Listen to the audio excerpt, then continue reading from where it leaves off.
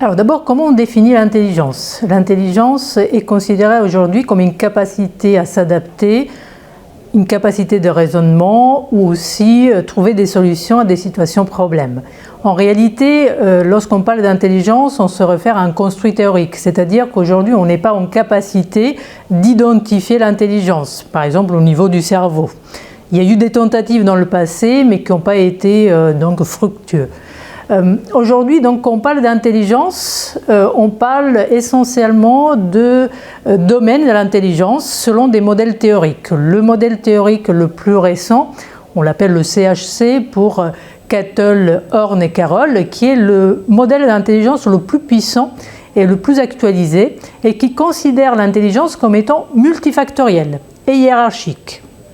Multifactoriel puisqu'effectivement on considère qu'il existe plusieurs formes d'intelligence. Le modèle théorique, on parle d'une dizaine, mais aussi hiérarchique dans la mesure où on peut aller du plus spécifique au plus général. Le plus général aujourd'hui incarné par le QI, qui est donc très connu dans la population générale et qui est une mesure objectivable de l'intelligence. Alors quand on parle d'intelligence selon la science, on parle donc par exemple de compréhension verbale, on parle de vitesse de traitement, de mémoire et ainsi de suite. C'est un modèle de l'intelligence. En réalité, il existe d'autres modèles d'intelligence qui considèrent aussi des formes autres que l'intelligence logico-mathématique à laquelle on fait souvent référence. Par exemple, l'intelligence kinesthésique, c'est-à-dire les danseurs qui utilisent leur corps de manière intelligente, ou encore les philosophes, et ainsi de suite. Alors, ce qui différencie quand même ce deuxième modèle du premier, c'est qu'il est difficilement quantifiable et mesurable.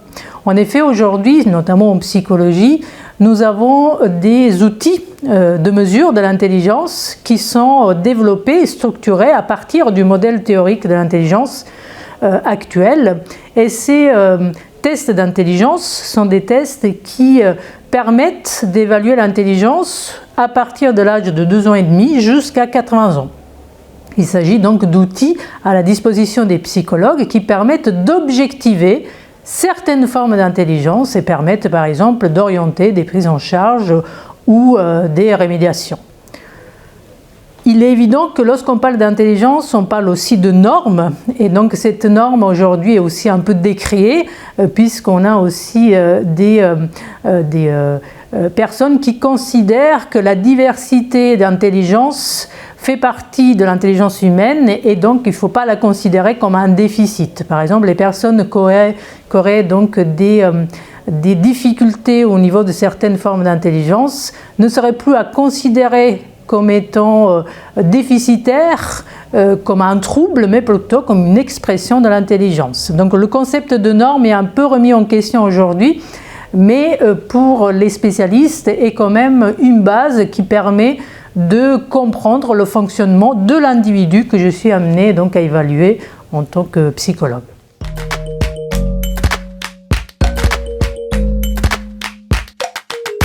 Alors l'intelligence animale prend plusieurs formes, comme chez l'humain en réalité, et on va retrouver ces différentes capacités. La majorité des capacités humaines, on va les retrouver en fait dans les capacités animales. Donc comme chez l'humain, les animaux ils vont être capables de scanner leur environnement pour pouvoir prendre des décisions à l'instant T en fonction de ce qui se passe, en fonction de l'environnement social ou de l'environnement physique. Donc ils vont adapter, ajuster leur comportement, ce qui va permettre d'augmenter leurs chances de survie ou tout simplement de mieux s'insérer socialement dans leur groupe. Donc cette capacité-là, on la retrouve. Ensuite, il y a des capacités pour résoudre les problèmes. Les animaux, expérimentalement en fait, on peut les mettre face à des nouveaux problèmes et on regarde comment ils vont utiliser leur environnement pour les résoudre. Par exemple, un chimpanzé pour qui on accroche au plafond une banane inaccessible, il va utiliser son environnement, s'il y a des caisses, des chaises, il va les empiler, il va prendre un bâton et il va réussir à faire tomber la banane. Problème nouveau, solution nouvelle. Les corvidés aussi sont excellents pour résoudre des problèmes comme ça, en fabriquant des outils par exemple, en manipulant les matériaux qui sont à leur disposition pour faire des crochets et aller chercher la petite bébête qui est coincée, qu'on a coincée dans un arbre. Autre capacité intéressante, c'est l'apprentissage. L'apprentissage, c'est ce qui différencie les comportements innés de ceux qui vont être acquis au cours du temps, soit par observation des congénères, soit par essai-erreur. Ils vont parfaire en fait le comportement et être donc plus efficaces. Donc l'apprentissage, on le retrouve aussi chez les animaux. Ensuite, il y a toutes les capacités de mémorisation, catégorisation, numérisation. Donc la mémoire, c'est aussi vital pour se rappeler des mauvaises expériences passées ou les bonnes, pour soit les éviter, soit au contraire se mettre dans des situations agréables. La numérisation, par exemple, les abeilles sont capables de compter, de catégoriser aussi, comme le font les perroquets, les primates et les corvidés. Catégoriser, ça veut dire quoi? C'est par exemple, de manière abstraite, de pouvoir faire distinguer deux classes, en fait, par exemple des classes de matériaux. On va leur apprendre à distinguer un objet qui est en laine versus un objet qui est en plastique. Et ils vont être capables de faire cette différence, quelle que soit la forme de l'objet. Ils vont pouvoir généraliser cette notion, ce concept. Ensuite, on va aussi avoir ce qu'on appelle l'intelligence sociale. Donc ça va être de pouvoir utiliser les congénères à des fins personnelles, pour avoir des bénéfices. Donc ça peut être les tromper, manipuler, cacher une connaissance que j'ai et je ne vais pas la divulguer pour pouvoir en tirer profit plus tard quand l'individu compétiteur s'éloigne par exemple. Donc la capacité de tromper, c'est quelque chose qu'on retrouve, c'est une forme d'intelligence machiavélique qu'on a chez les humains aussi. La capacité de coopérer. Pour coopérer, il faut se coordonner, se synchroniser, donc ça demande des capacités cognitives assez poussées. Les éléphants le font très bien, les dauphins, les primates, les corvidés parfois. Donc dans l'intelligence sociale, on va aussi avoir la notion de théorie de l'esprit. La théorie de l'esprit, c'est pouvoir attribuer des états mentaux ou des états de connaissance à d'autres individus. Donc ça va permettre d'exprimer de l'empathie, par exemple, ou des comportements de consolation. Et je ne fais pas d'anthropomorphisme quand j'emploie ce terme. Par exemple, il a été montré chez les corvidés, chez les bonobos, après un conflit, il y a un troisième individu qui va venir pour consoler la victime du conflit. Donc avec des gestes, par exemple, d'enlacement, pour les bonobos, d'enlacement, de tapotage sur l'épaule pendant quelques secondes ou minutes. On a aussi la communication. Je terminerai par cette compétence, la communication. Communiquer ses émotions, communiquer des informations sur ce qu'on vit, c'est essentiel pour vivre avec les autres. Et donc on est en train de découvrir que la communication, notamment vocale, acoustique, est certainement plus complexe que ce qu'on avait imaginé, avec des capacités de combinaison de cris qui vont donner un nouveau sens, par exemple, par rapport au cri qui a été émis seul. Donc il y a énormément de choses encore à étudier, mais je dirais que la frontière entre intelligence humaine et animale devient de plus en plus fine, et donc c'est toujours en cours d'avancement, d'investigation.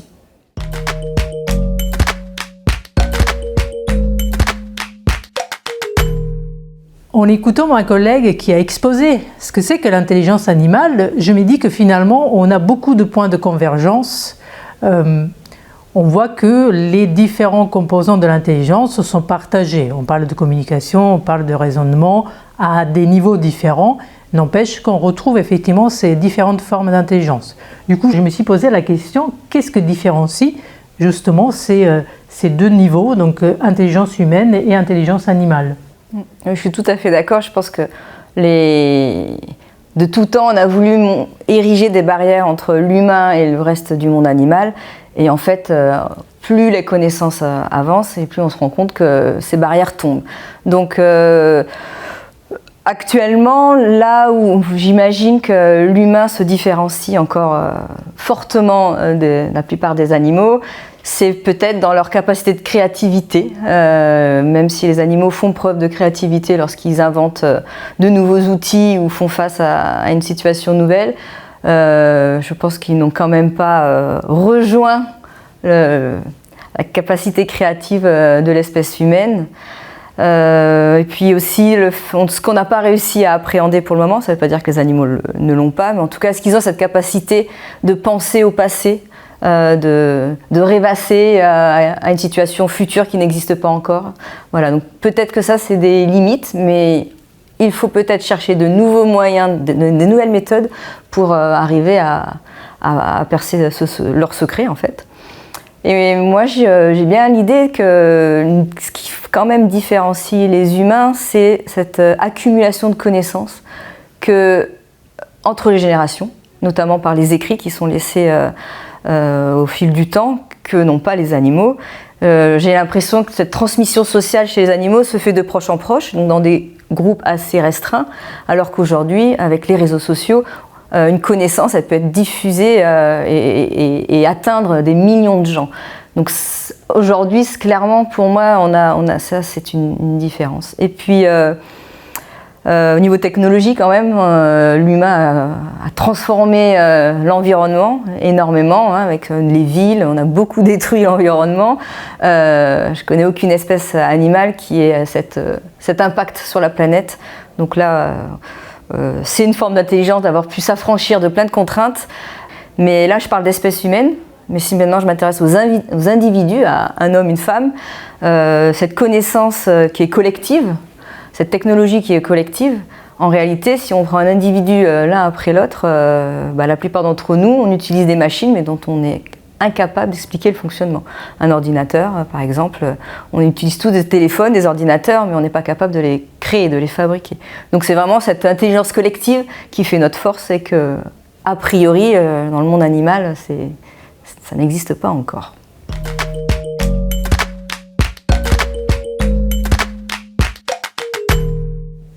Connaître mieux l'intelligence animale permet aussi d'avoir une conception un peu différente de l'animal, c'est-à-dire ne plus le considérer comme un être essentiellement biologique. Et cette conception a eu un effet concret dans la législation, notamment dans le Code civil, puisque jusqu'en 2015, on considérait l'animal comme un être, comme un bien meublé. Depuis 2015, on considère l'animal comme un être doué de sensibilité. Ce changement donc de conception de l'intelligence animale a eu aussi un impact sur la thérapie assistée par l'animal, qui est une pratique en psychologie qui est assez répandue. Et on voit qu'aujourd'hui, l'animal, dans cette approche, est considéré avec beaucoup plus d'égards qu'il y a encore une dizaine d'années. Est-ce qu'en éthologie, cette compréhension de l'intelligence animale a aussi eu un impact concret ? Plus les connaissances s'accroissent sur le monde qui nous entoure, et plus on a envie de le protéger, puisqu'on découvre qu'il est très complexe, très diversifié, et en général ça aiguise nos curiosités, et quand plus on connaît quelque chose, et plus on y fait attention, et donc on va le protéger. Donc en termes de biodiversité, d'activité de conservation, ça peut avoir un effet de mieux respecter en fait les espaces des animaux et de l'humain, donc la cohabitation. Maintenant, j'ai un peu le sentiment malheureux qu'en réalité ça touche qu'une infime partie de la population humaine, déjà pas partout sur la planète, et c'est normal, on n'a pas tous les mêmes soucis. Donc voilà, cette connaissance, il y a quelque chose qui s'est mis en marche, clairement. J'ai peur que en fait, la prise de conscience soit trop tardive et que la plupart des espèces qui nous entourent en fait, ne puissent pas survivre, et donc avec elles disparaîtront aussi toute cette diversité d'intelligence. Mais j'ai un petit espoir quand même, grâce au travail de nombreuses personnes, et notamment du magazine Pop Science. Tous ces travaux de vulgarisation permettent d'atteindre quand même un public varié, et donc d'éveiller des sensibilités, et donc de l'intérêt pour les êtres vivants qui nous entourent.